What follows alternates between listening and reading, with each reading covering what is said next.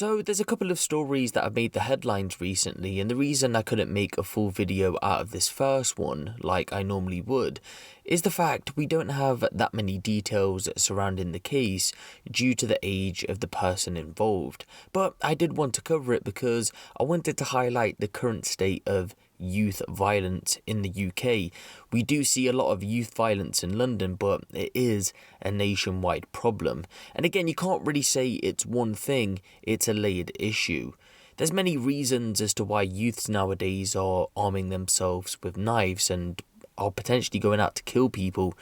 And this story in particular shows how county lines is playing its role in youth violence.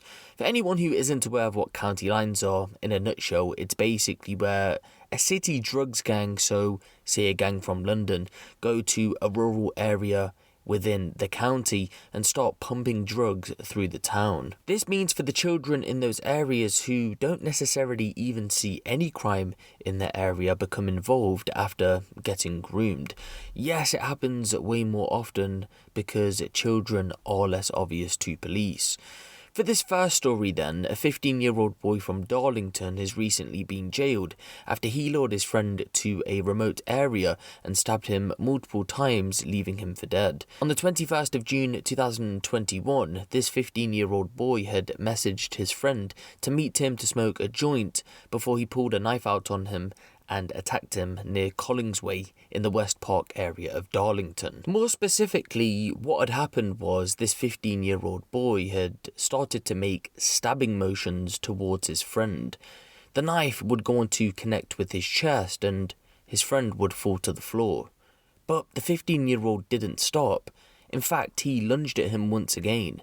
To this, the friend lifted his arm to try and protect himself, but the 15-year-old went ahead and stabbed him again. The whole knife would go through his arm to the point it came out the other side. The 15-year-old then shouted, "I'm going to kill you," before stabbing him in the abdomen. He then left the scene, made a Snapchat video with his blood-soaked knife, tagged the boy who he just stabbed, and said, "Leaving blood on my shank." Meanwhile, the friend, potentially fighting for his life at this point, managed to get to his feet and ran into the nearby A1 road, where he flagged down cars. He would go on to be rushed to hospital and went on to make a recovery, although he was left with injuries to his arm, chest and kidney. By the time police arrived at the scene, the 15-year-old boy was out of sight, so the hunt was on. A short while later, with the help of sniffer dogs, he was located and arrested in connection with the incident. He then went on to be charged, although the knife was never located. He recently appeared in court for a sentencing hearing after pleading guilty to wounding with intent and possession of an offensive weapon. In court, it was heard that the boy had been obsessed with gang culture after being groomed into a county lines gang. It was also said that he was shown to have significant mental health issues, and after being the victim of a stabbing incident himself, it affected him even worse. After the hearing, the boy was given a 6-year sentence. Up in Huddersfield in the north of England, over the past 24 hours or so from when I'm recording this video, reports have started to circulate that a man had his leg chopped off after being attacked by a Machete gang.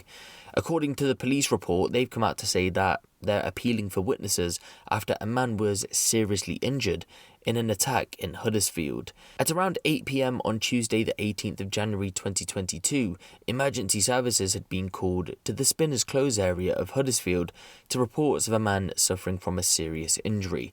When they arrived, they found a man in his 20s who had a severe leg injury.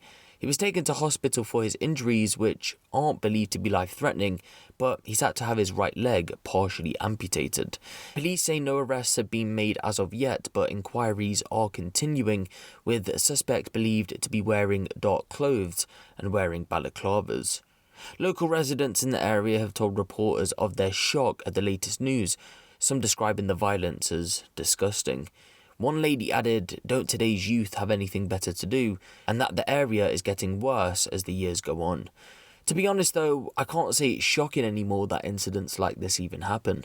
If you've been following me for a little while now, then you'll know that this isn't the first time something like this has happened. I mean, it was only less than a year ago, a man literally had his hand chopped off and laughed about it. Sadly, this won't be the last time we see something like this though. And that lady is right. It is only getting worse.